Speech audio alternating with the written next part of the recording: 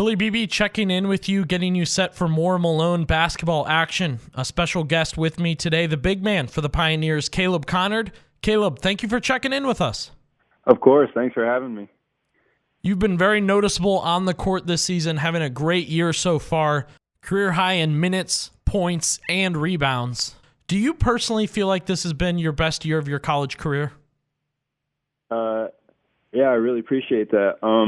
I think for sure this has been my most productive year all around for Malone especially. It was the first summer I've had like full workouts, I guess, in 2 years. So I've had the most time to develop for this year. And I think coming into this year, I've just had the most confidence in myself and what I can do. So it's translated to the court pretty well this year. Yeah, I know you've had some injuries, I believe to your ankle, correct, that have kind of held you back the last few years. Walk us through what's happened there and how you've kind of gotten healthy. Yeah, so 2 years ago, I tore 2 ligaments in my right ankle, and then this past season, I tore 2 in my left. So I had surgeries back-to-back years, and I had the option to stop playing, not have surgery, and just be done with basketball, but I really wanted to finish out my career, so I just had therapy every single day in the summer, did extra workouts as often as I could, and the surgeon told me I can push it. It's my own limits, kind of, so I just did everything I possibly could to get back to the court and go 100% again. At this point in the season, a good amount of the season gone, do you feel pretty healthy out there? Do you feel strong with your ankles? Yeah, this is definitely the strongest I've felt in the past 2 years with ankles and everything. Yeah, that's great to hear. And like I said, we're seeing it on the court. A lot of great play down low. You're shooting it well, and it's benefiting the Pioneers on the court. I want to talk about coaching. You have been a part of the roster and on the team as we have transitioned coaches from Coach Kaufman to Coach Walrap. How has that transition affected you? How have you kind of stayed confident in the program as they make that transition? And again, it's certainly paying off for you now. Yeah, in the beginning, it was definitely uncertain just with how late everything happened. So it was a little rocky at first, just not sure what was going to happen. But as soon as Coach Walrap got in here, it was smooth sailing from there on out. He made the transition easy, and he really listens to like what the players want, I guess, in a way. He always asks for our advice, our thoughts, our how we can improve. And he says like he wants a team-led team, like player-led. So like we have most of our team is seniors, older guys. So that's been a challenge for us to step up into that. And so yeah, the transition is smooth for me. On the court, it's just I have confidence in the guys around me, so the team works itself out that way. Let's talk about the conference a little bit as Caleb Conard, the big man for the Malone Pioneers men's basketball team, joining us. Those battles down low when you play other GMAC teams seem really, really physical. What goes on in those matchups that you've noticed? Yeah, for sure. I'm definitely a little undersized compared to a lot of the bigs in our conference, so it's just putting it all out there. You got to work early, not let them get position on you, and it's physical both ways. There are a lot of things that don't get called that probably should either way, and yeah, it makes it fun, competitive. Talking a little bit to the other players. Sometimes they talk to you, and it makes the game fun. Let's talk about 2 guys on the team. As you mentioned, leadership earlier in the interview. Simon Blair in his 5th year with Malone, a point guard who's generally a leader on the team at that position. And then Coach noted Trey Baumgartner's been really vocal in the past year. Have you noticed those 2 guys being the leaders of this group? Yeah, they definitely lead in different ways. Simon is just tough. He's a guy you want in your corner, or as coach would say, like pick guys you'd want in your foxhole if you're in a bad situation.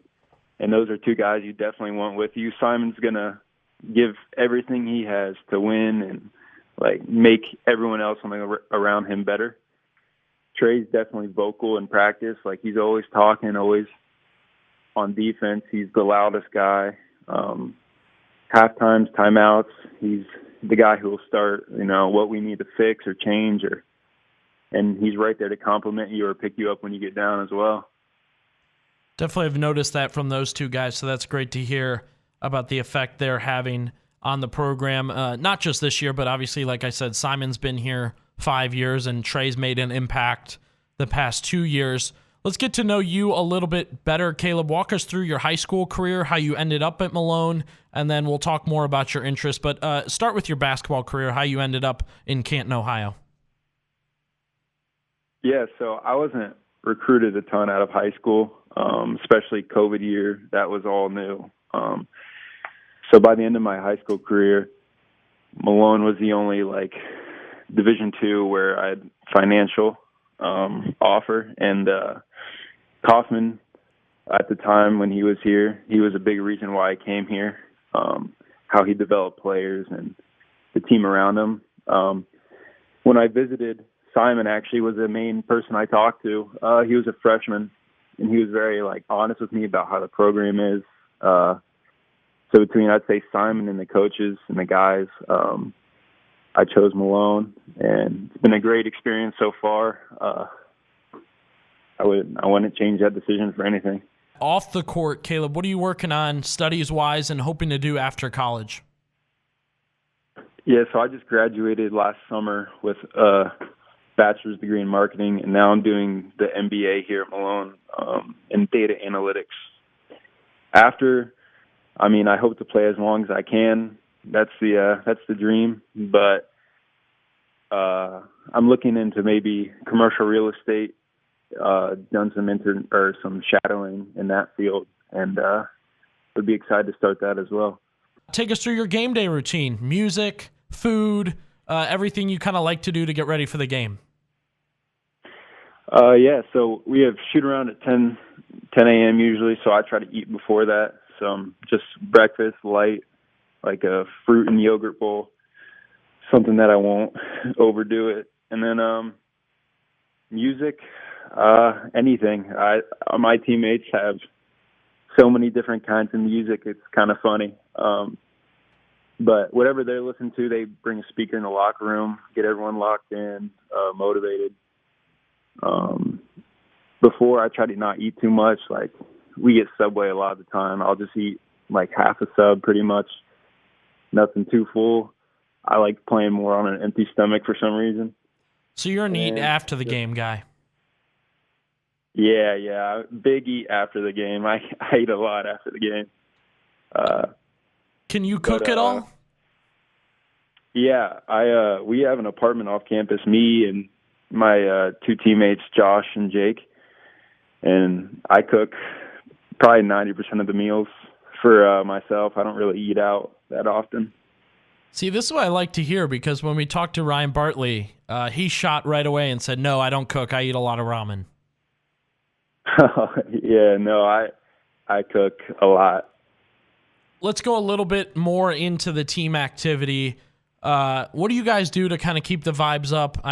On the bus, on campus, are there things you guys like to do to kind of keep this team well knit together?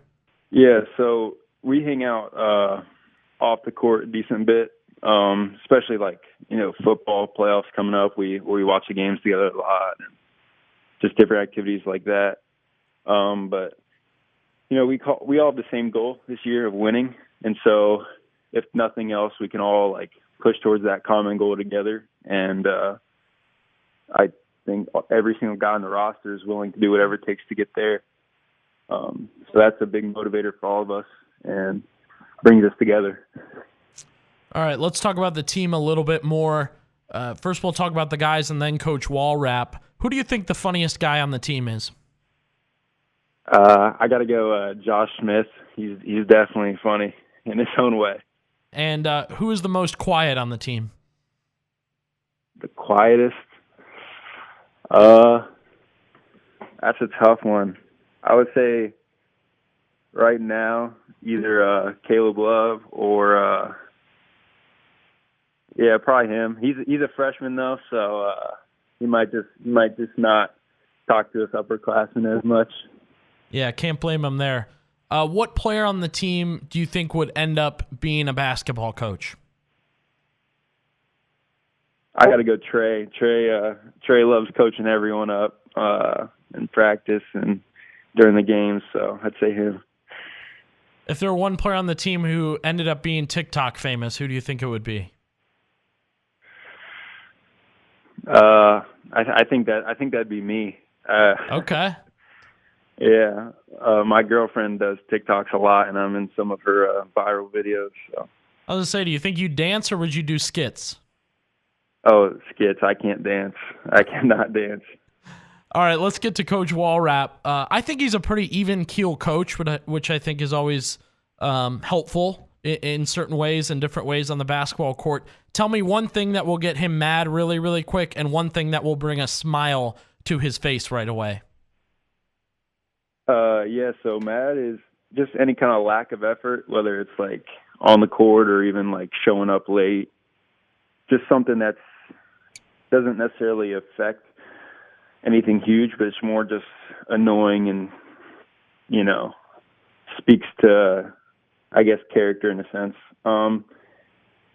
Something that'll smile any Chiefs win or Kansas football, basketball win, anything like that. Let's talk about Coach Walrap and where you think the program is kind of headed after you've seen 2 years under him as head coach. Yeah, so we have a lot of talented freshmen in this year. Like I said, we have a lot of seniors, so we'll graduate a lot of guys. But we have a lot of talented freshmen. I'm sure recruiting, I think he has more of an established idea of what he wants to recruit to this program after these first 2 years. So the transfer portal, I'm sure, will play a role.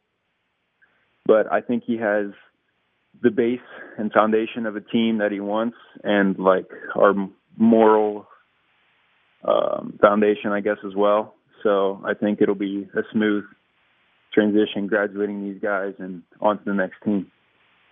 Definitely great to hear the culture is being established. For you, Caleb, you've got one more season next year. Do you already feel like you'll want to take on a leadership role? Do you feel like that'll be important for you next year? Yeah, definitely. I think I do tend to be a little quieter sometimes when I'm more focused on myself. And I think next year I definitely want to break out of that and not only lead by example to the younger guys, but be as vocal as possible, kind of like how Trey is this year. I feel like the Pioneers are finishing strong, and as the season kind of continues, you guys are finding your footing a little bit. So we appreciate you joining us today. Of course. Thank you for having me.